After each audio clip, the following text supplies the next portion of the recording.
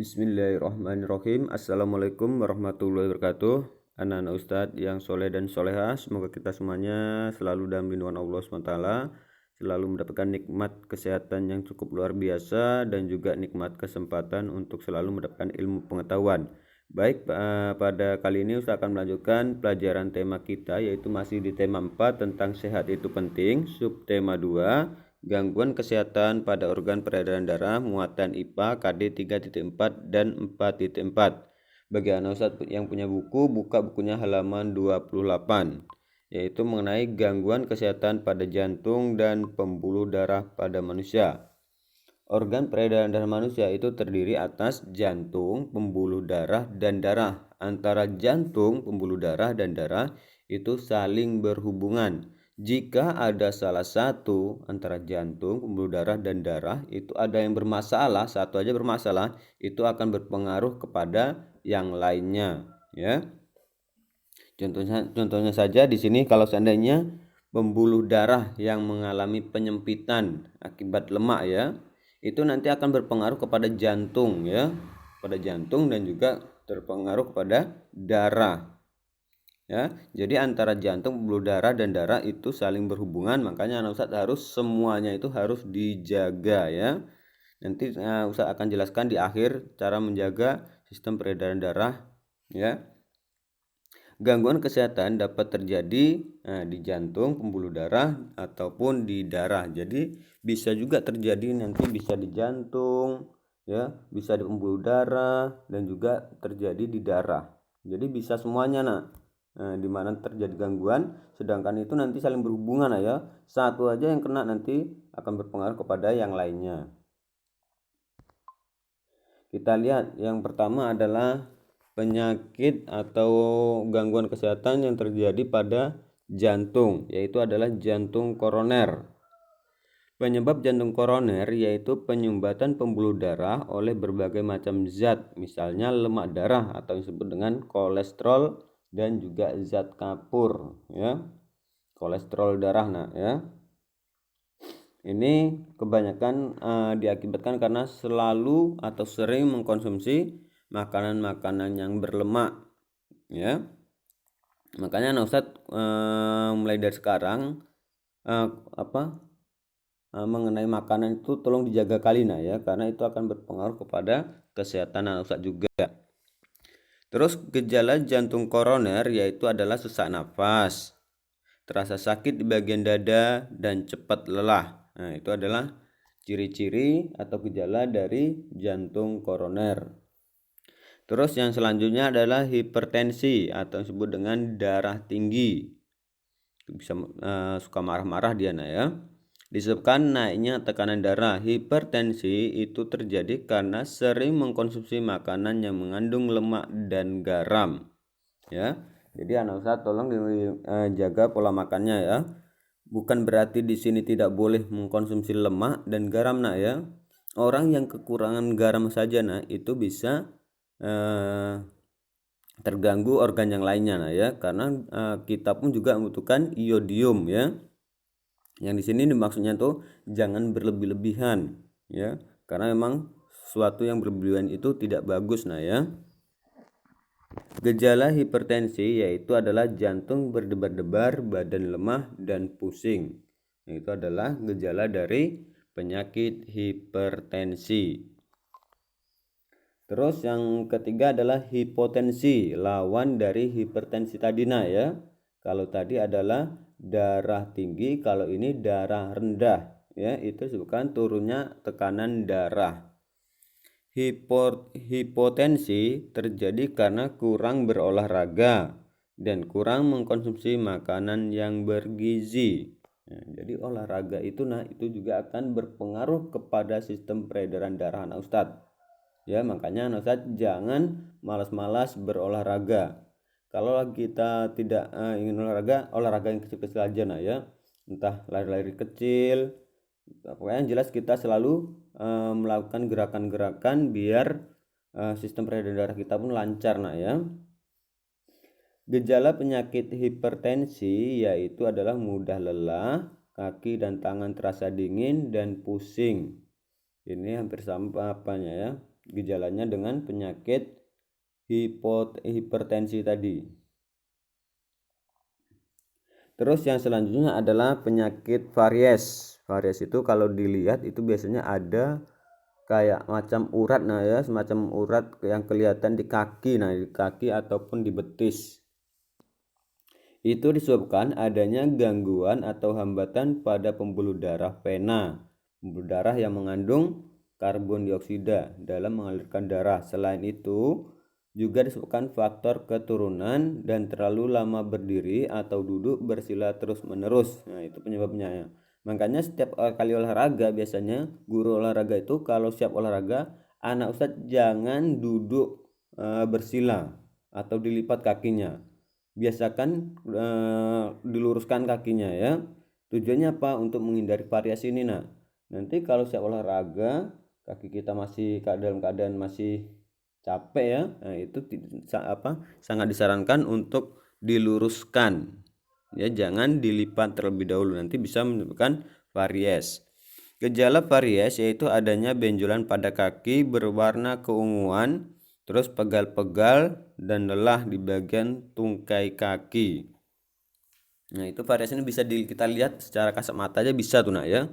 Kalau apalagi yang memiliki kulit yang warnanya agak putih nak, nah itu nanti dia akan menonjol di bagian kulit tuh nak.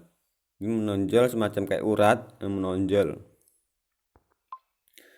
Terus di sini adalah gangguan kesehatan pada darah manusia. Itu bisa diakibatkan oleh faktor bukan keturunan, tapi juga bisa yang disebabkan oleh faktor keturunan. Kita lihat yang pertama di sini adalah faktor non keturunan, bukan akibat dari keturunan ya. Nah, itu yang pertama adalah anemia. Anemia itulah penyakit peredaran darah yang hebat, kekurangan zat besi dan gangguan pembuluh sel darah merah pada tulang. Itu adalah penyebab dari penyakit anemia. Gejala anemia yaitu mudah cepat lelah, lemes, sakit kepala, wajah terlihat pucat ya. Jadi penyakit anemia itu kita bisa lihat secara langsung juga. Nah, lihat dari bagian wajahnya. Nah, kalau wajahnya pucat, nah itu bisa salah satu akibat dari faktor penyakit anemia. Pencegahan anemia yaitu mengkonsumsi makanan yang kaya akan zat besi, misalnya bayam, telur, kacang-kacangan, ikan, dan daging sapi. Ya, sebenarnya enak-enak makanan-makanan untuk mencegah penyakit anemia.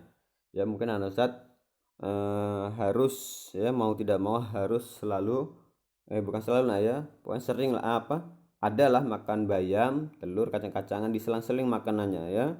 Itu karena bayam, telur, kacang, ikan, dan daging sapi itu banyak mengandung zat besinya. Sangat bagus untuk mencegah penyakit anemia. Terus faktor non keturunan lain yaitu ada leukemia atau kanker darah.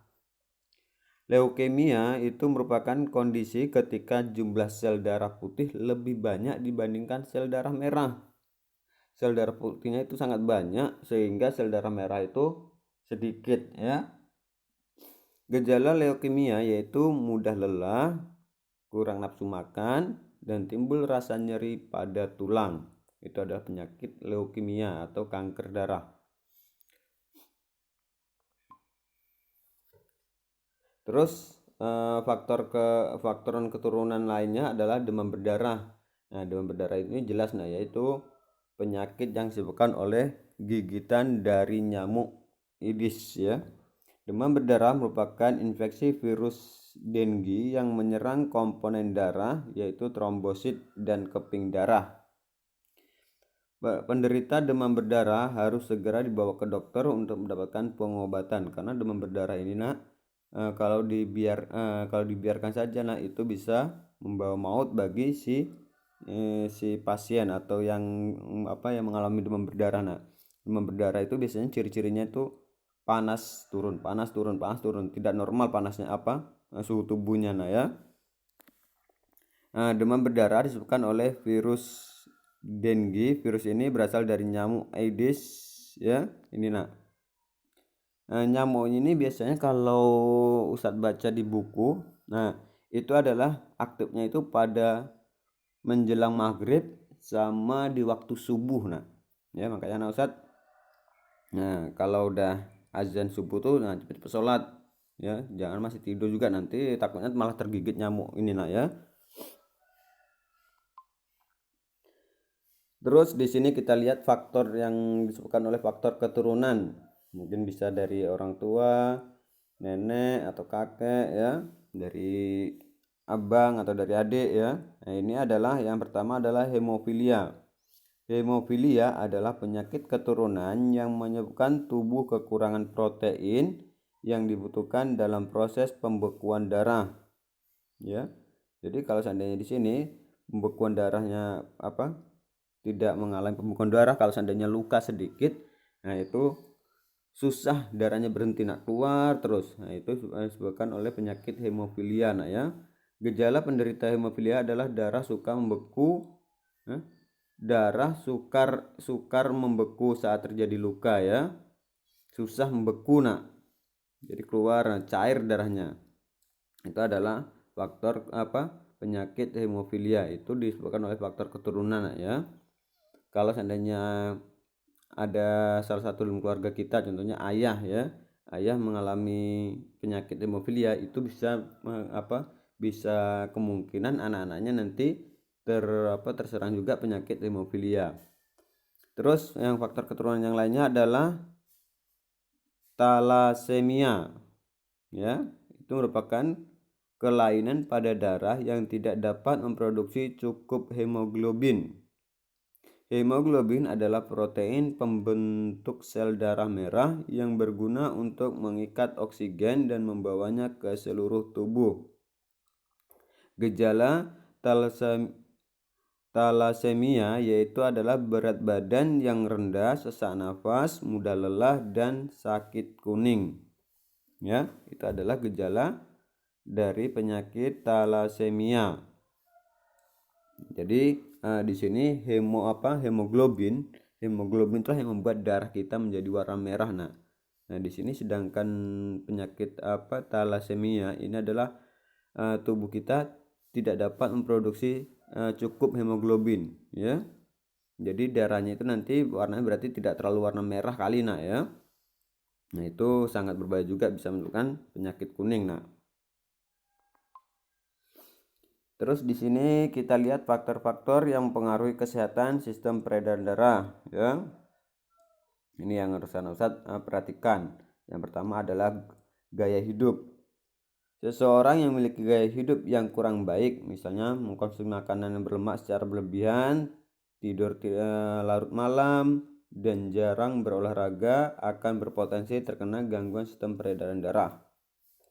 Makanya anak sekolah itu disarankan tidurnya itu di bawah jam 9 ya, di bawah jam 9 ya.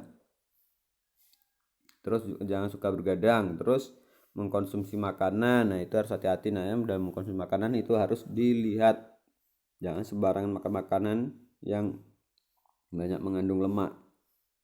Terus faktor keturunan, gangguan peredaran darah dapat disebabkan oleh sifat yang diwariskan dari orang tua. Misalnya jika orang tua menderita hemofilia, 50% anaknya memiliki kemungkinan terkena hemofilia. Tapi 50% ya, nanti bisa juga mudah-mudahan tidak menurun ke anaknya ya. Terus jenis makanan yang dimakan. Jenis makanan yang kurang bergizi dan terlalu banyak mengandung lemak dapat menyebabkan seorang terkena obesitas, tubuh kelebihan cadangan lemak ya, gemuk kali nak, berarti nak obesitas. Mungkin anak Ustadz pernah juga ya lihat di berita di TV tuh nak, yang di daerah Pulau Jawa tuh, nah, tubuhnya itu terlalu banyak lemak ya, sehingga untuk berdiri saja agak susah nak ya. Kebanyakan kalau orang yang terlalu banyak lemak, terlalu berdiri nak, itu nanti akan berpengaruh kepada jantung nak, berat jantung itu memompa darah. Hal tersebut juga dapat meningkatkan resiko penumpukan lemak di dalam pembuluh darah yang dapat memicu terjadinya hipertensi dan jantung koroner ya. Kita kalau bagian Ustadz yang gemuk-gemuk, nah itu harus sering-sering berolahraga biar lemaknya itu dibakar nak ya. Jadi tidak bagus juga kita memiliki badan terlalu gemuk nak ya, karena itu bisa berpengaruh kepada kesehatan organ peredaran darah kita. Oke, mungkin cukup sekian dulu nak untuk materi tema kita untuk tugas. Saya tidak memberi tugas untuk hari ini nak ya. Lebih dan kurang Ustaz mohon maaf. Saya akhiri dengan wabillahi taufiq wal hidayah. Wassalamualaikum warahmatullahi wabarakatuh.